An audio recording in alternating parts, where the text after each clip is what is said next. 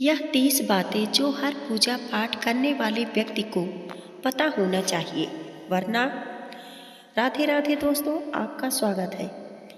दोस्तों, शास्त्रों में बांस की लकड़ी जलाना मना है, फिर भी लोग अगरबत्ती जलाते हैं। यह बांस की बनी होती है। अगरबत्ती जलाने से पितृदोष लगता है। शास्त्रों में पूजन विधान में कहीं भी अगरबत्ती का उल्लेख नहीं मिलता। सब जगह धूप ही लिखा हुआ मिलता है। अगरबत्ती केमिकल से बनाई जाती है। भला केमिकल या बांस जलने से भगवान खुश कैसे होंगे?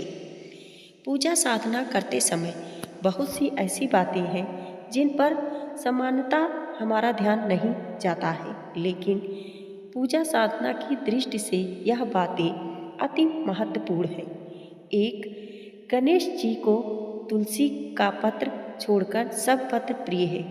भैरव की पूजा में तुलसी स्वीकार्य नहीं है। 2, कुंद का पुष्प शिव को माघ महीने को छोड़कर निषेध है। 3, बिना स्नान किए जो तुलसी पत्र तोड़ता है उसे देवता स्वीकार नहीं करते। 4, रविवार को दुर्वा नहीं तोड़नी चाहिए। 5, केतकी पुष्प शिव को नहीं चढ़ाना चाहिए। 6, केतकी पुष्प से कार्तिक माह में विष्णु की पूजा अवश्य करें। 7, देवताओं के सामने प्रज्वलित दीप को बुझाना नहीं चाहिए।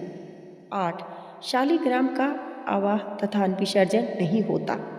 9, जो मूर्ति स्थापित हो उसमें आवाहन और विसर्जन नहीं होता। 10, तुलसी पत्र को मध्याह्न के बाद ग्रहण न करें। 11, पूजा करते समय यदि गुरुदेव, ज्येष्ठ व्यक्ति या पूज्य व्यक्ति आ जाए तो उनको उठकर प्रणाम कर उनकी आज्ञा से शेष कर्म को समाप्त करें। 12, मिट्टी की मूर्ति का आवाहन और विसर्जन होता है और अंत में शास्त्रीय विधि से गंगा प्रवाह भी किया जाता है।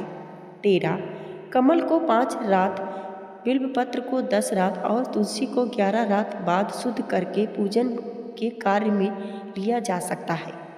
14, पंचामृत में यदि सब वस्तु प्राप्त ना हो सके तो केवल दूध से स्नान कराने मात्र से पंचामृत्युंजय फल जाता है। 15, शालिग्राम पर अक्षत नहीं चढ़ाना, लाल रंग मिश्रित चावल चढ़ाया जा सकता है। 16, हाथ में धारण किए पुष्प तांबे के पात्र में चंदन और जन्म पात्र में गंगाजल अपवित्र हो जाते हैं। 17, पिघला हुआ घी और पतला चंदन नहीं चढ़ाना चाहिए। 18, दीपक से दीपक को जलाने से प्राणी दरिद्र और रोगी होता है। दक्षिणा मुख दीपक को न रखें। देवी के बाएं और दाहिने दीपक रखें। दीपक से अगरबत्ती जलाना भी दरिद्रता का कारक होता है।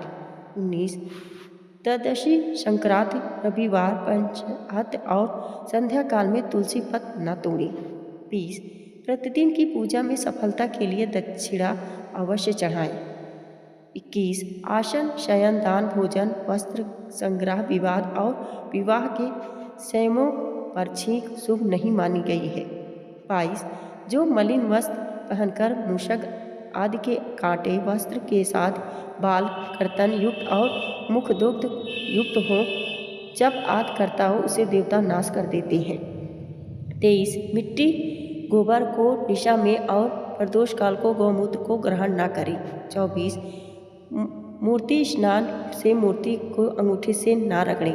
25, पीपल को नित्य स्वीकार पूर्वाह्न के पश्चात दोपहर में ही करना चाहिए, इसके बाद ना करें। 26, जहाँ अपूज्यों की पूजा होती है और विद्वानों का अनादर होता है उस स्थान पर दुर्भिक्ष, मरण और भय उत्पन्न होता है। 27, पौष मास की शुक्ल दशमी तिथि, चैत्र की शुक्ल पंचमी और श्रावण की पूर्णिमा तिथि को लक्ष्मी प्राप्ति के लिए लक्ष्मी का पूजन करें। 28, कृष्ण पक्ष में ऋतिका तिथि में सौड़ादि नक्षत्र में लक्ष्मी की पूजा ना करें। 29, अपराह्न काल में, रात्रि में, कृष्ण पक्ष में, द्वादशी तिथि में और अष्टमी को लक्ष्मी का पूजन प्रारंभ ना करें। 30, मंडप के 9 भाग होते हैं, वे सब बराबर बराबर के होते हैं, अर्थात मंडप सब तरफ से चतुरासन होता है, अर्थात टेढ़ा नहीं होता। जिस कुंड की श्रृंगार द्वारा रचना नहीं होती है वह यजमान का नाश करता है। दोस्तों, वीडियो पसंद आई हो तो लाइक और सब्सक्राइब जरूर करें। धन्यवाद।